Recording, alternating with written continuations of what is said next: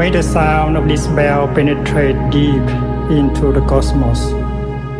Even in the darkest spots, living beings are able to hear it clearly, so that all suffering in them cease, understanding come to their heart, and they transcend the path of sorrow and death.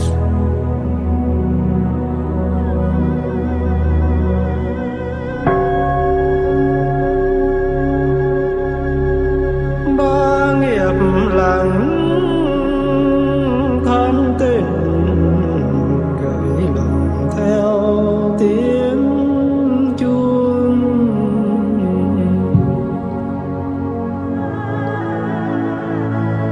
cơm lộ một giọt rưới lên xuân về trên khắp mọi miền núi sông.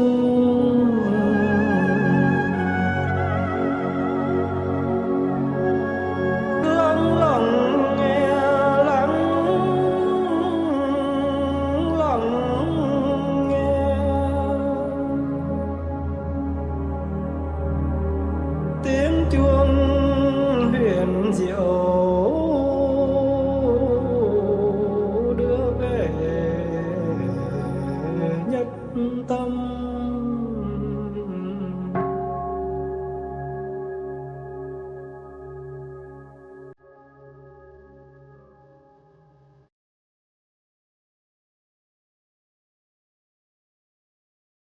Bậc thầy chánh niệm, thiền sư Thích Nhất Hạnh, một cây đại thụ đạo sư ra đời là sự tất yếu, bởi ông được nuôi dưỡng từ hai nguồn cội lớn, ngầm nước trí tuệ và cam lồ từ gia đình huyết thống Nguyễn Đình và gia đình tâm linh chùa Tổ Từ Hiếu.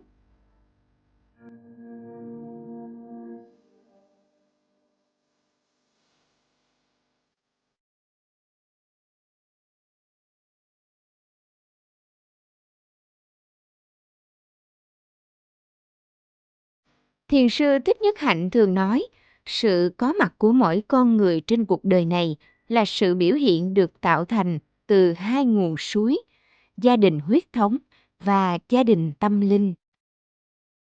Gia đình huyết thống của thiền sư là một mạch nước ngầm lớn, tươi mát bởi tình yêu thương đất nước và tài năng thơ phú, chứa đựng nhiều hạt giống từ bi. Thiền sư Thích Nhất Hạnh sinh ngày 11 tháng 10 năm 1926 trong một đại gia đình Phật giáo tại Kinh đô Huế, miền Trung Việt Nam. Thầy thuộc thế hệ thứ 15 của dòng họ Nguyễn Đình. Trong dòng họ của thầy có nhà thơ yêu nước Nguyễn Đình Chiểu, một danh nhân của Việt Nam, là thế hệ thứ 9. Cha thầy là Nguyễn Đình Phúc, pháp danh Trừng Tuệ, người làng Thành Trung, nay thuộc huyện Quảng Điền, tỉnh Thừa Thiên Huế. Ông làm quan võ trong chính phủ Nam Triều nhà Nguyễn dưới thời Pháp thuộc, đảm trách công việc di dân lập ấp. Mẹ thầy là bà Trần Thị Dĩ, pháp danh Trừng Thính, người làng Gio Linh, nay thuộc làng Hà Trung, xã Gio Châu, huyện Gio Linh, tỉnh Quảng Trị. Cả hai ông bà đều thọ năm giới với Hòa thượng trụ trì chùa Từ Hiếu vào dịp Tết Nguyên Đán năm 1947. Thầy có 3 người anh, 1 người chị và 1 người em trai út. Đây là hai vợ chồng Bác Đạm, bà con của thiền sư Thích Nhất Hạnh. Bà nội thiền sư Thích Nhất Hạnh là chị của bà nội Bác Đạm. Vợ bác trước đây cũng là học viên của trường thanh niên phụng sự xã hội do thiền sư lập ra. Bác Đạm sinh sống tại Nha Trang, gần nhà các em gái cùng cha các mẹ của thiền sư. Vào năm 1984, khi cha của thiền sư mất, chính vợ chồng Bác Đạm là người thay mặt thiền sư Thích Nhất Hạnh đứng ra lo tang sự. Chúng tôi tìm đến thăm vợ chồng Bác Đạm ở Nha Trang. Bác tự hào và vẫn xúc động sau khi thiền sư viên tịch. Bác Đạm vẫn còn giữ hình ảnh cũ của những người anh em trong gia đình thiền sư. Dạ, người chị cả của sư ông là chị em. Chị mà sư ông hay viết bà chị tôi đó. Dạ, sư ông có viết một cái tác phẩm Hoài Cố Nhân. Dạ. Đây là ba anh em của sư ông. Đây là anh An, hiệu trường Bồ Đề đầu tiên của Việt Nam. Đây là sư ông, đây là người em út của sư ông là anh Song.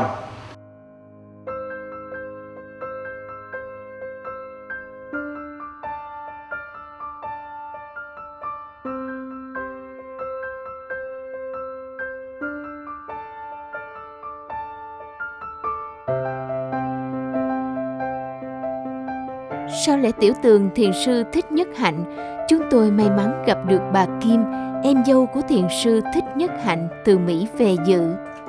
Bà rất kính tiếng và ái ngại để gặp chúng tôi. Rất kiên trì và khó khăn, chúng tôi mới được bà Kim chia sẻ về ký ức ít ỏi với thiền sư Thích Nhất Hạnh. Bà Kim xúc động vì biết đến pháp môn của sư ông quá trễ. Năm 64, 3-4 tháng có vợ chồng mới dắt đến giới thiệu. Lúc giờ mới biết thầy là anh đâu có biết. Không biết. Cái ông này ông kín miệng lắm, không có ai khai thác được ông hết. Đó, thành ra biết thầy rất trễ. Thành ra hối hận. Giới thiệu về xong thầy trong phòng làm việc, thầy ra ngó cái xong đi vô, để mình đi về. Vui lắm. Kỷ niệm không thể nào quên. Không có phải bảo là em ơi vào ghế ngồi, không có đâu. Tại hồi đó thầy làm việc quá mà. Không có thì giờ tiếp em nữa. Cái tội ghê. Mà vẫn còn tiếc nuối là hồi xưa mình không được sớm gặp. Cái gì đã qua thì không kéo lại.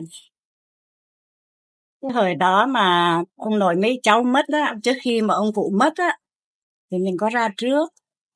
Thì ông cụ nằm cầm một nắm tiền này nè. Cụ cho hả? Không có cho. Nhưng mà Nhất Hạnh đâu? Nhất Hạnh về chưa? Ai gắn báo mà về, mà ai cho về mà về. Lúc là cụ còn tỉnh, thì khi mình về, thế cụ chưa sao hết mới đi về để đi làm. Rồi xong được vài ba hôm là dạ tin là cụ mất. Người em của sư ông mất ở Mỹ, sư ông qua chỉ có thể kể nói về góc độ người thân, có những cái tình cảm của sư ông, cũng như sư ông có tình cảm đối với em trai của mình ấy. Cái tình yêu thương đó nó như thế nào ạ? Tối thứ năm và ông xã mình mất, đưa vào nhà thương thì không kịp. Xong sau sư ông về thì cũng bỏ vào quan tài hết xong rồi, sư ông về, sư ông sờ đầu sờ trán như vậy đó.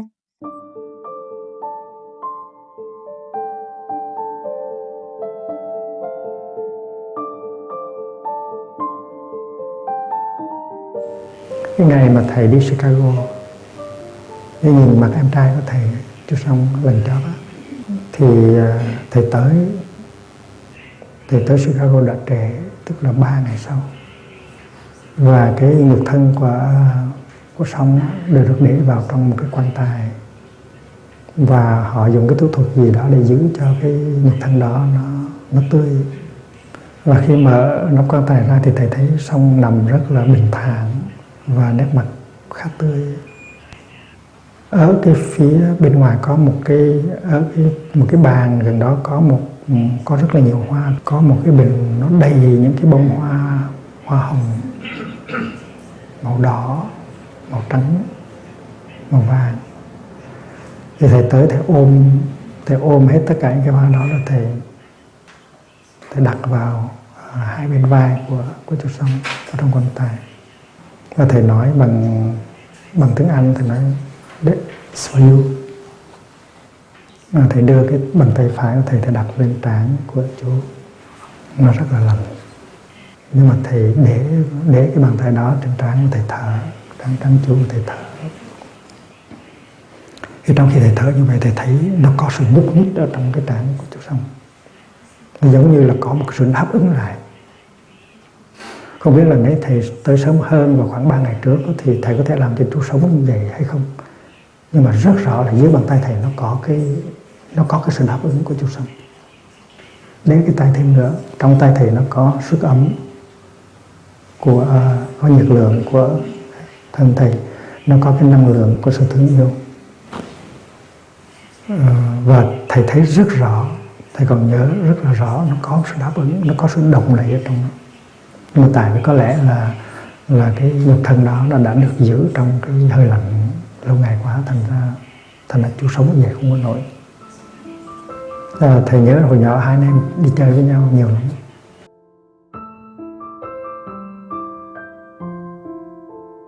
Rồi ngày hôm sau thì sư ông đi nói chuyện ở bên New York, cái vụ mà 911 á. Thành ra rất tội sư ông cái đó.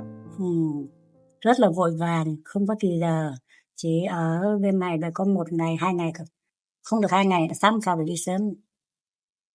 Nhưng mà trước khi sư ông đi ra máy bay á, thì sư ông viết lại cho một cái nốt mà bây giờ không có nhớ rõ, đại khái như thế này: cảm ơn Kim đã chăm sóc xong những ngày đã qua, và giờ đây hãy chăm sóc các con. Đó là chăm sóc cho xong. Sư ông chỉ viết có mấy chữ vậy thôi. Xong viết xong sư ông bảo thế này bỏ vào khung hình treo lên, thì mình cũng làm y chang sư ông muốn. Thế đó là cái kỷ niệm sâu sắc nhất trước khi sư ông rời. Rồi hôm sau là đi thiêu bố cháu. Chỉ mấy chữ vậy thôi.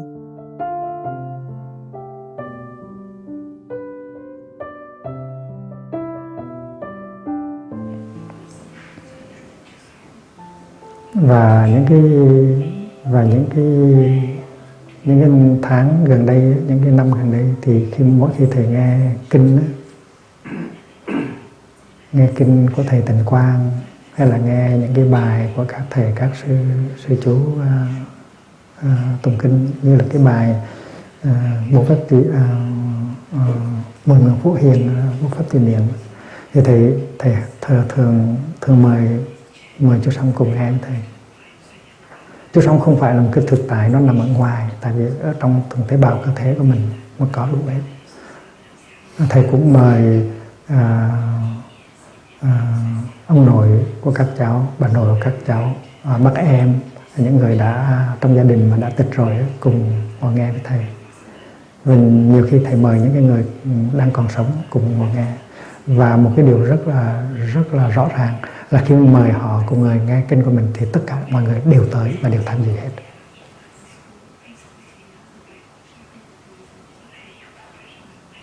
Mình muốn họ có mặt lúc nào thì có mặt lúc đó cho mình, rất là lạ kỳ. Mình cũng có thể mời 4 sư của mình có mời sư anh, sư chị của mình, những người đã qua đời và những người chưa qua đời. Khi nào mình muốn là mình mời họ được tới. Và mình thấy rõ ràng là tất cả đều đang quây quần để lắng nghe kinh. Mà lắng nghe kinh thì rất là êm dịu trong lòng, rất là khỏe. Có những người trong chúng ta mới ước lại những cái giai đoạn mà trong đó gia đình mình còn đoàn tụ, có cái không khí ấm áp, và mình nghĩ rằng những cái giây phút đó nó không còn nữa, nhưng mà kỳ thực đó, thì nó luôn luôn còn đó. Và khi mình có chánh niệm, và khi mình có ý thức rằng tất cả những người đó nó không phải là ngoài mình, nó ở trong mình, và mình mời họ cùng xuống lại, cùng nghe kinh với mình, hay là cùng nhìn trăng sao với mình, thì họ luôn luôn có mặt đó để cùng làm việc đó. Chiều rất là màu nhiệm. Chuyện này tất cả quý vị nếu mà thực tập sơ đều có thể làm được. Mình không nhớ rõ là bao nhiêu ngày thì sư ông lại qua bên Mỹ nữa, đến Lộc Uyển. Mình nghe kinh sư ông sang, mình bưng cái hũ cốt đi sang bên Lộc Uyển, không biết được mấy tháng. Người ta thường ta bảo để 3 năm mới đi lại, hiểu không? Sống đã mất tự do, chết rồi nhốt trong hũ cho mất tự do. Bưng sang mà không giấu, không thưa mấy sư ông trước đâu, bưng đi là núi bưng máy bay đi, không có nói gì hết. Nhưng mà sư cô trụ trì là cô Trung Chính á, mình để cất ở dưới thiên đường dưới các thầy. Cái sáng cô Trung Chính lái xe xuống dưới này, chị đi lên bưng cái hũ cốt lên gặp sư ông để đó. Tức là sư cô Trung Chính đã thưa mấy thầy rồi, thành lên thầy bảo chứ Kim, thầy chỉ ra cái hoa quỳnh đang nở buổi sáng 4 giờ mấy 5 giờ sáng, xong biểu hiện đó. Sư ông nói nhiều cái mà mình cái đầu óc mình nó không thể tưởng tượng được á. Cái xong bưng cái hũ cốt lên, thầy, em của thầy cho con trả cho thầy này. Nói ngon lành không? Trời ơi, ngang ngược lắm đó, mà đến lúc này còn ngang ngược, mà không hề có tiếng khóc, mà không nức nỉ gì hết. Thế là thầy trò, thầy pháp niệm, thầy cô Chân Không, có cả chồng của Chân Ý nữa, thì có mấy người đi thôi, đi leo lên núi Rại, cái núi ở đẹp lắm. Sư ông đọc mấy bài chú xong rồi ra,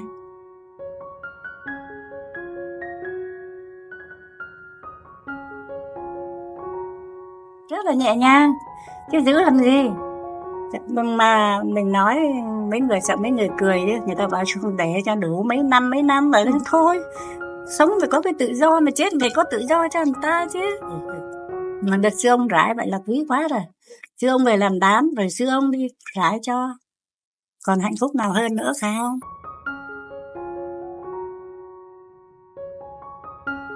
Người em gái cùng cha khác mẹ của thiền sư sinh năm 1956. Bà có gương mặt khá giống anh mình và rất hiền lành, ít nói. Sao bà còn 2 người em gái hiện vẫn còn sống ở Nha Trang? Khi hỏi về thiền sư, bà gần như chỉ khóc lặng lẽ.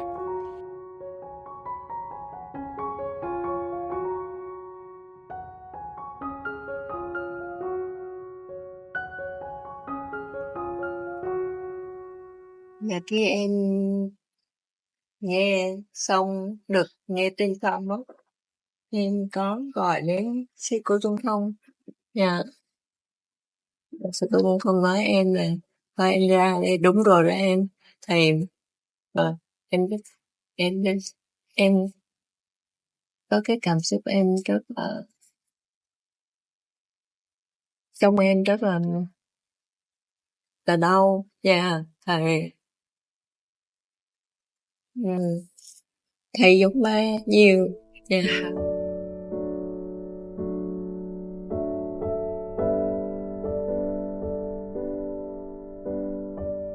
Mỗi con người, mỗi cuộc đời khi sinh ra trên cõi trần gian này gần như là để có một sứ mệnh.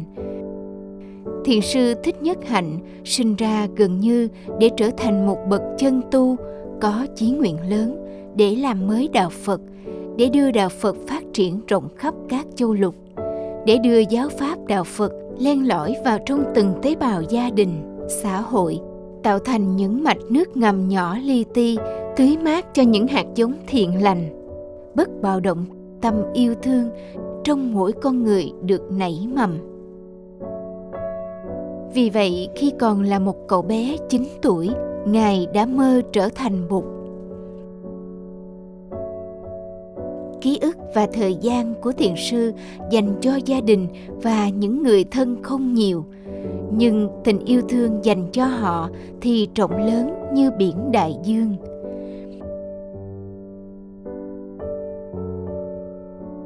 Tình yêu thương dành cho những người thân trong gia đình Ngài không có ranh giới khác biệt với tình yêu thương mà Ngài dành cho nhân loại, cho chúng sinh, cho muôn loài.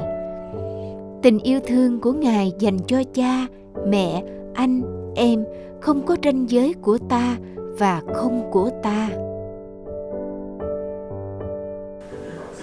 Cũng như cái chuyện mà cái bàn tay mẹ nhiễm màu. Hồi mình còn là một em bé, thỉnh thoảng mình bị sốt và cái miệng mình rất đắng, mình không muốn ăn gì hết. Thì những lúc đó mà nếu bà mẹ mình tới mà để cái bàn tay của bà lên trên trán mình thì mình thấy tại sao mà nó khỏe, tại sao mà nó êm, tại sao nó dễ chịu quá chừng. Thành ra chúng ta thường hay nhớ tới cái bàn tay đó của Từ Mẫu những cái lúc mà chúng ta có những cái khổ đau. Nhưng mà theo pháp quán chiếu của mình thì cái bàn tay của mình đây này chính là bàn tay của mẹ. Nó là sự tiếp nối của bàn tay của mẹ. Và trong mỗi tế bào của bàn tay mình đều có mẹ của mình hết. Và nếu thấy được cái điều đó thì mỗi khi mình đưa cái bàn tay đó lên với cái tuệ giác tương tức mình là mẹ là một thì bàn tay mẹ luôn luôn có mặt cho mình. Quý vị cứ làm thử đi rồi biết. Chính cái bàn tay này là bàn tay của cha, bàn tay này là bàn tay của mẹ. Có lẽ ký ức nhiều nhất của Ngài dành cho gia đình huyết thống là mẹ.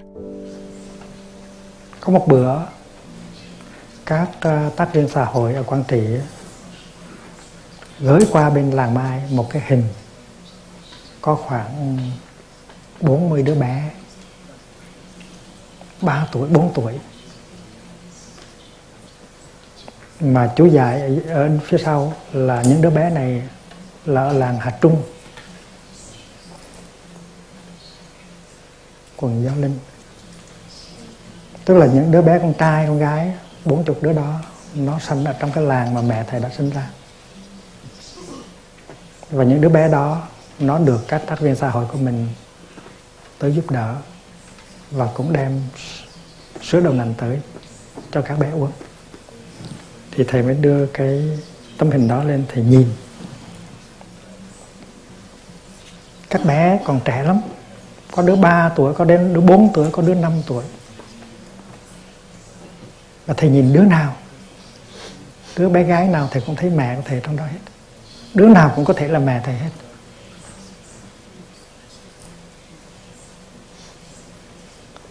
Mà nếu em bé đó lúc 4 tuổi không có sữa uống á, thì lớn lên nó sẽ còi, nó sẽ sanh ra những đứa con không có khỏe mạnh, thì tội cho những đứa con đó lắm.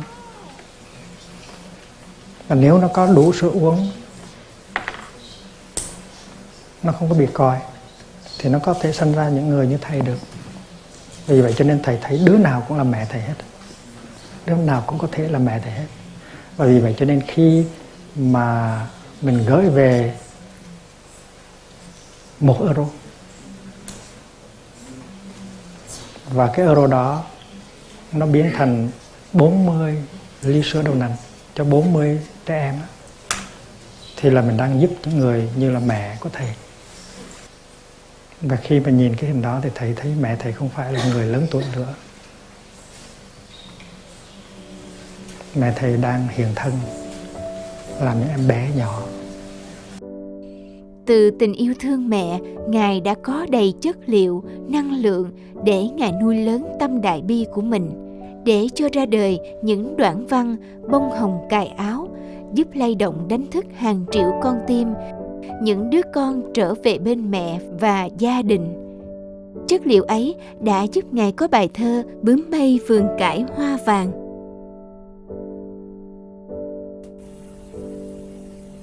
10 năm vườn xưa xanh tốt, 20 năm nắng rọi lều tranh. Mẹ tôi gọi tôi về, bên bếp nước rửa chân, hơ tay trên bếp lửa hồng, đợi cơm chiều khi màn đêm buông xuống. Tôi không bao giờ khôn lớn, kể gì 10 năm, 20 năm, 30 năm. Mới hôm qua đây, tôi thấy bướm bay từng đàn rộn rã trong khu vườn cải hoa vàng. Mẹ và em còn đỏ, gió chiều như hơi thở, mơ gì một mảnh tương lai xa xôi. Gió mang tiếng ca, ngày ra đi em dặn, nếu ngày về thấy khung trời đổ nát, thì tìm tôi trong tận đáy hồn anh. Tôi đã về. 10 năm vườn xưa xanh tốt, 20 năm nắng rọi lều tranh. Mẹ tôi gọi tôi về, bên bếp nước rửa chân, hơ tay trên bếp lửa hồng, đợi cơm chiều khi màn đêm buông xuống. Tôi không bao giờ khôn lớn, kể gì 10 năm, 20 năm, 30 năm. Mới hôm qua đây tôi thấy bướm bay từng đàn rộn rã trong khu vườn cải hoa vàng. Mẹ và em còn đó, gió chiều như hơi thở, mơ gì một mảnh